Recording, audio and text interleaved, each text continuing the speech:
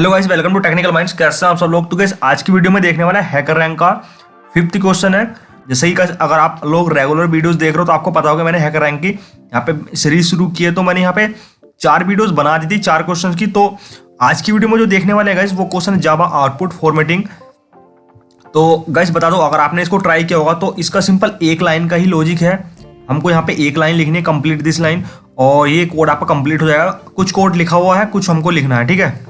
और गाइस जो एक लाइन बताऊंगा आपको सारा कॉन्सेप्ट उसी में छिपा हुआ है, और उस लाइन के बेसिस पर गाइस काफी सारे जावा के इंटरव्यू क्वेश्चन भी बनते हैं जो कि आपसे इंटरव्यूअर काफी ज्यादा पूछते हैं उसी वाली लाइन में, जो लाइन में यहाँ पे बताऊंगा आपको, ठीक है। तो आप वीडियो प्लीज पूरी एंड तक देखना। सबसे पहले गाइस क्या करने वाले हैं हम, सिंपल सबसे पहले मैं थ्योरी समझाऊंगा आपको कि थ्योरी में क्या चीजें लिखी हुई हैं। यहाँ पे इतनी सारी थ्योरी लिखी हुई है। उसके बाद सिंपल इनपुट आउटपुट, और उसके बाद सिंपल हम आउटपुट देखेंगे इसका, ठीक है। और गाइस वीडियो स्टार्ट करने से पहले बता दो, अगर आप लोग नए हो तो प्लीज चैनल को जरूर सब्सक्राइब करो ताकि आपको डेली वीडियोस मिलती रहे। मैंने यहाँ पे काफी सारे जावा प्रोजेक्ट्स बनाए हैं और सी प्रोजेक्ट रिपोर्ट, पीपीटीज की वीडियोस बनाई हैं। तो आप उनको जाकर जरूर देखो, आपके लिए बहुत हेल्पफुल है, बिल्कुल फ्री हैं। आप लोग जाकर इनको देख सकते हो, सीख सकते हो जावा प्रोजेक्ट कैसे बनते हैं, ठीक है। तो गाइस स्टार्ट करते हैं। सबसे पहले हम प्रॉब्लम पढ़ते हैं। देखो प्रॉब्लम में क्या लिखा है इन्होंने यहाँ पे। अगर आप लोगों ने इसको ट्राई किया खुद से तो वेल एंड गुड, अगर नहीं हुआ फिर भी समझ में नहीं आया, आप लोगों ने काफ़ी सारे लोगों ने यहाँ पे डिस्कशन में जाके इसका आंसर भी देखा होगा कुछ, फिर भी अगर आप लोगों को नहीं समझ में आया तो मैं समझाता हूँ, ठीक है। तो सबसे पहले देखो इसकी प्रॉब्लम क्या है। Java system dot out dot print f function can be use to print format output, ठीक है। मतलब यहाँ पे इन्होंने बताया कि system dot output print f जो है वो आउटपुट के लिए यूज किया जाता है। The purpose of this exercise is to test your understanding of formatting output using printf, ठीक है। मतलब यहाँ पे ये टेस्ट करना चाहते हैं कि आपकी कितनी अंडरस्टैंडिंग है इसके मतलब प्रिंटफ को लेके जो आउटपुट का फंक्शन होता है, ठीक है, मेथड होता है। To get you started a portion of the solution is provided for you in the editor. You must format and print the input to complete the solution. मतलब यहाँ पे लिखा है मतलब जो कुछ लाइनें हैं वो उन्होंने यहाँ पे लिख दी। सिंपल आपको एक लाइन ही लिखनी, सिंपल लॉजिक है, ठीक है। गाइस जितना इजी आपको लग रहा है इसका सॉल्यूशन उतना इजी नहीं है। जो वो एक लाइन का लॉजिक है, सबसे मेन कॉन्सेप्ट उसमें उसी में छुपा है इसका, और वो उतना भी इजी नहीं जितना आप लोगों को लग रहा है, ठीक है। तो आप वीडियो प्लीज पूरी एंड तक देखना। तो गाइस फिर आता है हमारा इनपुट फॉर्मेट। अब इनपुट फॉर्मेट में इन्होंने क्या लिखा है, इन्होंने यहाँ पे लिखा every line of input will contain a string following bye N integer, ठीक है। और फिर नेक्स्ट लाइन में लिखा है each string will have a maximum of 10 alphabet characters and each integer will be the exclusive range of 0 to 999, ठीक है। तो गाइस इन्होंने यहाँ पे ये लिखा है जो स्ट्रिंग रहेगी उसमें मैक्सिमम 10 अल्फ़ाबेट्स रहेंगे, मतलब करेक्टर्स रहेंगे, और जो इंटीजर रहेगा उसमें हमारे जो नंबर रहेगा वो 0 से लेकर 999 तक रहेगा, ठीक है। और पहली लाइन में इन्होंने लिखा था कि जो हमारा इनपुट रहेगा वो स्ट्रिंग और इंटीजर दोनों रहेंगे। स्ट्रिंग में 10 मैक्सिमम अल्फ़ाबेट करेक्टर्स रहेंगे और इंटीजर में रहेंगे हमारे 0 से 999 तक, ठीक है। अब जैसा इन्होंने यहाँ पे सिंपल इनपुट ये लिखा है, स्ट्रिंग भी है इंटीजर भी है। अब ये इंटीजर नंबर 999 भी हो सकता है, 0 भी हो सकता है, इन दोनों के बीच में रहेगा, 1000 नहीं होगा, ठीक है। और जो यहाँ पे स्ट्रिंग रहेगी वो मैक्सिमम 10 करेक्टर्स की रहेगी, उससे ज़्यादा की नहीं होगी, ठीक है। अब आउटपुट देखो कैसे देना है इनको, यहाँ पे आउटपुट फॉर्मेट में देखते हैं। In each line of output there should be 2 columns, ठीक है। जो आउटपुट रहेगा हमारा 2 कॉलम्स में रहेगा गाइस। जैसे कि सिंपल आउटपुट पे चलते हैं। यहाँ पे देखो पहला कॉलम जो स्ट्रिंग का है, सेकंड कॉलम जो हमारे इंटीजर्स आ रहे हैं, ठीक है। अब सेकंड लाइन देखते हैं। अब इसका मतलब क्या है गाइस, इन्होंने यहाँ पे लिखा कि फर्स्ट कॉलम में जो भी स्ट्रिंग आएगी वो 15 कैरेक्टर्स लेफ्ट जस्टिफाइड होनी चाहिए, ठीक है।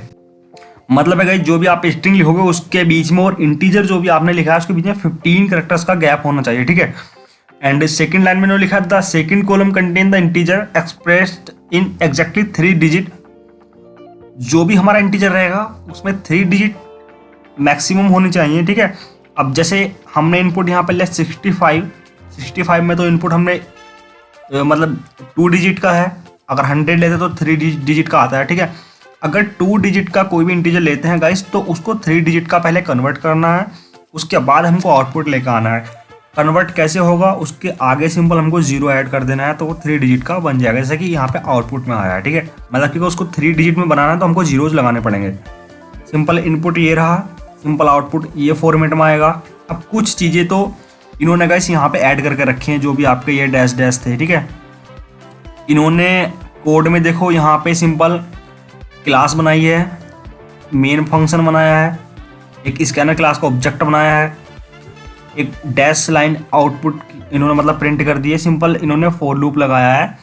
फॉर लूप लगाया गया 0 से 3 तक। हमको इससे कोई मतलब नहीं है, हमको सिंपल एक लाइन ही लिखनी है यहाँ पे, ठीक है। अब देखो फिर भी समझ लेते हैं कोड को।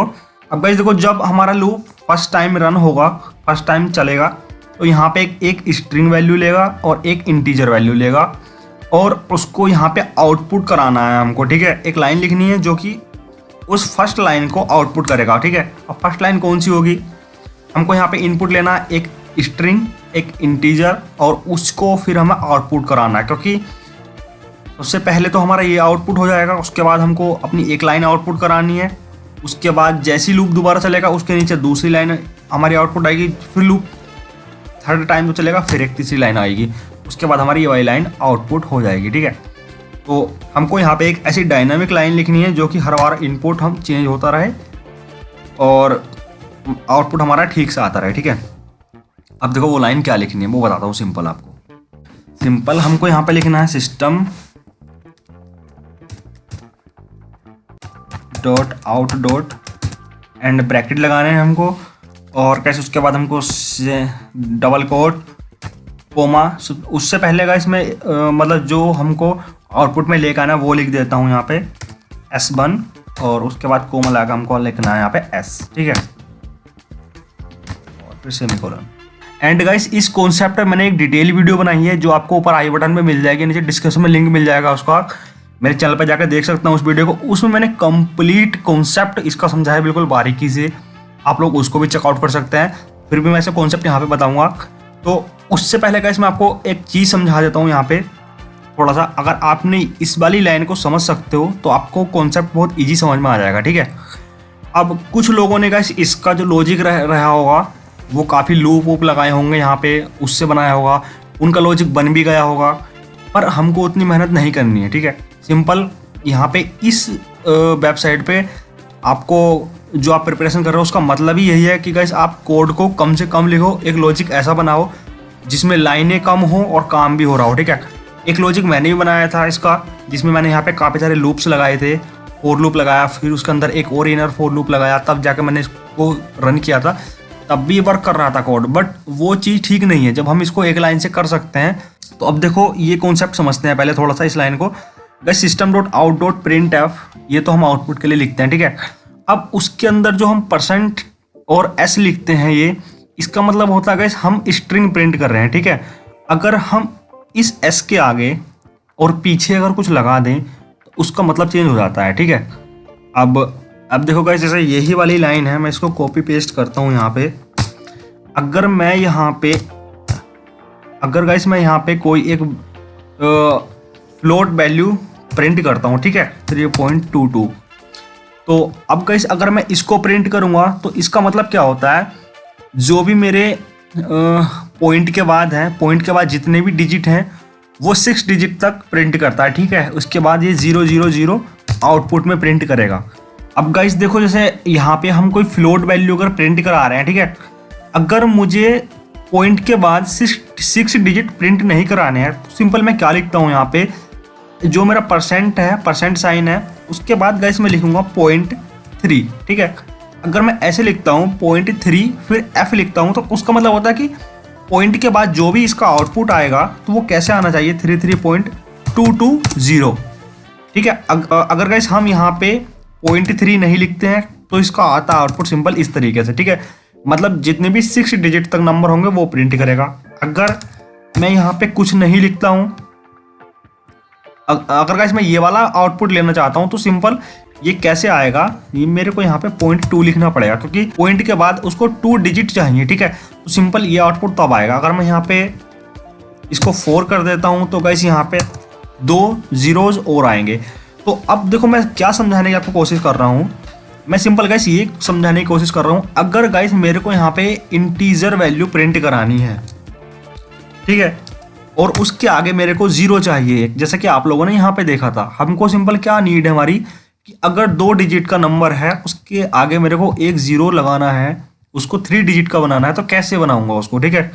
तो सिंपल है, मैं यहाँ पे सिंपल डी लिखूंगा, और अगर मैं इसी का, अगर गाइस मैं इसी नंबर को अगर मैं प्रिंट करूंगा तो यहाँ पे आउटपुट मेरा 3 आएगा, क्योंकि वो पॉइंट वाली वैल्यूज को ड्रॉप कर देता है, ठीक है। तो सिंपल देखो, मैं बताने की ये कोशिश कर रहा हूँ गाइस, अगर मेरा ये 3 डिजिट का, सॉरी 2 डिजिट का है, इसको मेरे को 3 डिजिट का बनाना है, तो मैं क्या करूंगा, यहाँ पे सिंपल डी से पहले 03 लिख दूंगा, ठीक है।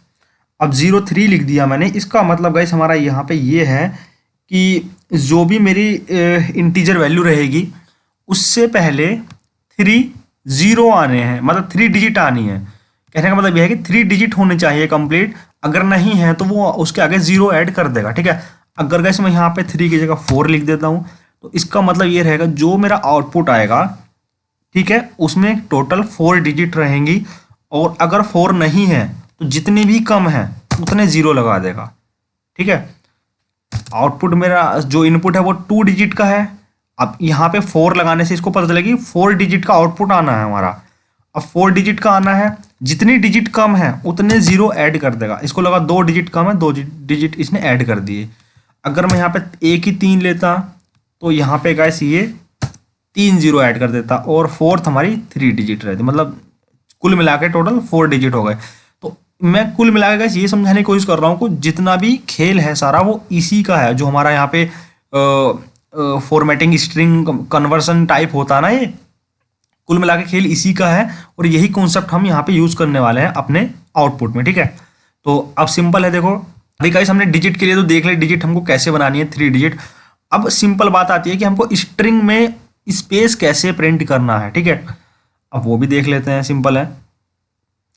अगर गाइस मेरे को यहाँ पे स्ट्रिंग वैल्यू प्रिंट करानी है, तो मैं यहाँ पे सिंपल %s लिखूंगा, और यहाँ पे मैं लिखूंगा कोई भी कुछ भी मैं लिख लेता हूँ, जैसे कि मैं यहाँ पे लिख लेता हूँ हेलो, ठीक है।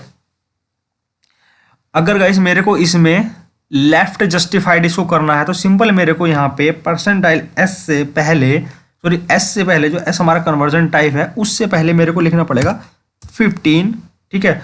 तो अब इसका मतलब क्या हुआ कि जो हमारी स्ट्रिंग है उसमें टोटल 15 डिजिट होने चाहिए, ठीक है। जैसे मैंने ऊपर बताया था आपको 4 है, कुल मिला के 4 डिजिट होने चाहिए। अब 15 है तो कुल मिला के 15 डिजिट यहाँ पे होने चाहिए, 15 सॉरी करैक्टर होने चाहिए, डिजिट नहीं बोलेंगे, करैक्टर्स होने चाहिए। अब इसका सिंपल आउटपुट कैसे आएगा, इसका आउटपुट सिंपल इस तरीके से आएगा, हेलो, और शुरू में 15 स्पेस लग जाएंगे, ठीक है। स्ट्रिंग में तो स्पेस लगते हैं बाय डिफॉल्ट, हमने कुछ नहीं दिया यहाँ पे, ठीक है। अब गाइस हमको यहाँ पे स्पेस स्टार्टिंग में नहीं चाहिए, हमको स्पेस चाहिए बाद में, तो हम सिंपल यहाँ पे माइनस लगा देंगे। हमने माइनस लगाया तो जो हमारा स्पेस रहेगा वो बाद में आ जाएंगे, ठीक है, और स्टार्टिंग वाले स्पेस हमारे सब खत्म हो जाएंगे। तो कुल मिला के कॉन्सेप्ट में यही बताने की कोशिश कर रहा था गाइस आपको, हमको यही करना है यहाँ पे। एक बार करके देखते हैं इसको, ठीक है। मेरे को यहाँ पे सबसे पहले स्ट्रिंग प्रिंट करानी है, तो %-15, उसके बाद दूसरा कौन सा मेरे को प्रिंट कराना है, दूसरा मतलब दूसरी चीज़ क्या है जो प्रिंट करानी है, वो मेरी स्ट्रिंग वैल्यू है, तो %d, ठीक है, वो मेरे को यहाँ पे स्ट्रिंग प्रिंट करानी है।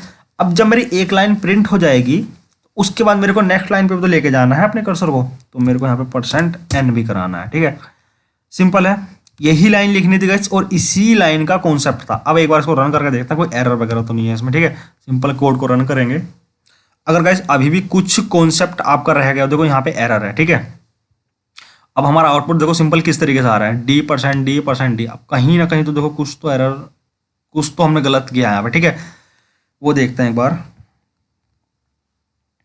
तो देखो गाइस हमने क्या किया, हमने 15 लिखा, यहाँ पे s नहीं लिखा, तो हमको यहाँ पे s भी लिखना है, और d। अब कितने d लेने, देखो एक बार इसको इसी तरीके से रन करते हैं, इसमें भी एरर आएगी। देखो इसमें क्या एरर है, कोड तो हमारा ठीक से रन हुआ है, बट हमारी डिजिट 3 नंबर की नहीं है, मतलब जो हमारे इंटीजर वो 3 डिजिट का नहीं आया, तो क्योंकि हमने इसके आगे कुछ लगाया ही नहीं था। 03 हमको लगाना होगा, क्योंकि टोटल 3 डिजिट होनी चाहिए, और अगर कुछ चीज़ बच रही है, कोई डिजिट नहीं है कंप्लीट, तो उसके आगे 0 लगा दे वो ऑटोमेटिक, ठीक है। तो इस तरीके से हमने कोड लिखा है गाइस। अगर अभी भी आपको कुछ भी कॉन्सेप्ट समझ में नहीं आया इसमें, तो आप जो मैंने वीडियो का लिंक नीचे ऐड किया है वो जाके देख सकते हैं, उससे मैंने कंप्लीट कॉन्सेप्ट समझाया है इसका, ठीक है, वो भी नेटबीन्स में आपको करके, ठीक है। तो आप लोग उसको जाके जरूर देख सकते हैं। अब देखो गाइस यहाँ पे हमारा पूरा कोड चल चुका है, जो हमारा सेकंड टेस्ट केस था वो भी रन हो गया है। एक बार इसको सबमिट कोड करते हैं और जो बाकी के बचे हुए टेस्ट केस हैं उनको भी टेस्ट कर लेते हैं एक बार। यहाँ पे गाइस कुछ कॉन्ग्रेचुलेसन का मैसेज प्रिंट कर रहा है हमको ये, ठीक है। अब देखो जितने भी टेस्ट केस थे वो हम यहाँ पे चेक कर सकते हैं, सारे के सारे अब बिल्कुल ठीक से चल रहे हैं, ठीक है। अब देखो गाइस मैं एक चीज़ और दिखाता हूँ आपको, जो हमारा सेकंड टेस्ट केस था, अब देखो उसमें इन दोनों के बीच में 15 डिजिट का गैप नहीं है। तो गाइस कुल मिलाकर बात हमारी ये थी, जो हमारी स्ट्रिंग थी वो 15 कैरेक्टर की होनी चाहिए थी। अगर हमारी स्ट्रिंग 15 कैरेक्टर की नहीं है तो जितने भी कैरेक्टर्स बच रहे हैं उनमें वो स्पेस ऐड कर दे, ठीक है। जैसे यहाँ पे ये वाली स्ट्रिंग हमारी एक ही कैरेक्टर की थी, जितने भी इसमें बच रहे थे कैरेक्टर्स उसमें 15 इसने जो 14 स्पेस ऐड कर दिए, ठीक है। कुल मिलाकर सारी बात हमारी ये थी। तो गैस ये वाला कॉन्सेप्ट भी, ये वाला क्वेश्चन भी हमारा कंप्लीट हो चुका है जावा आउटपुट फॉर्मेटिंग का। अगर इसमें अभी तक कोई डाउट है तो आप मेरे से इंस्टाग्राम पे पूछ सकते हैं, लिंक नीचे मिल जाएगा आपको, ठीक है। कमेंट बॉक्स में लिख सकते हैं अगर आपको कोई क्वेश्चन है तो। और जो नेक्स्ट क्वेश्चन रहेगा वो नेक्स्ट वीडियो में देखेंगे, आप लोग तब तक उसको ट्राई करिए। अगर कोई एरर आती है, नहीं होता, तो प्लीज़ आप वीडियो को जरूर देख लेना, जो भी वीडियो मैं अपलोड करूँगा नेक्स्ट टाइम, ठीक है। एंड गाइस मैंने अपने चैनल पे आप लोगों के लिए बहुत हेल्पफुल वीडियोस बनाए हैं, प्लीज़ जाकर उनको जरूर चेकआउट कर लेना। अगर आप लोगों को जावा प्रोजेक्ट्स नहीं आते बनाने तो मैंने हिंदी में लाइन बाय लाइन कोड करके बिल्कुल इजी लैंग्वेज में समझाया है, उनको प्लीज़ जाकर जरूर देख लेना। और एचआर इंटरव्यू सीरीज बनाई अगर आप लोगों के प्लेसमेंट चलने हैं और एचआर इंटरव्यू के क्वेश्चंस आपको याद करने हैं, फिर कैसे उनको इंटरव्यू में बोलना होता है, तो कैसे आप जाके प्लीज़ इन वीडियोस को जरूर देखना, आपको बहुत हेल्प मिलेगी। और प्लीज़ चैनल को जरूर सब्सक्राइब करना ताकि डेली वीडियो आपको मिलते रहें। तो कैसे वीडियो देखने आपका बहुत बहुत धन्यवाद।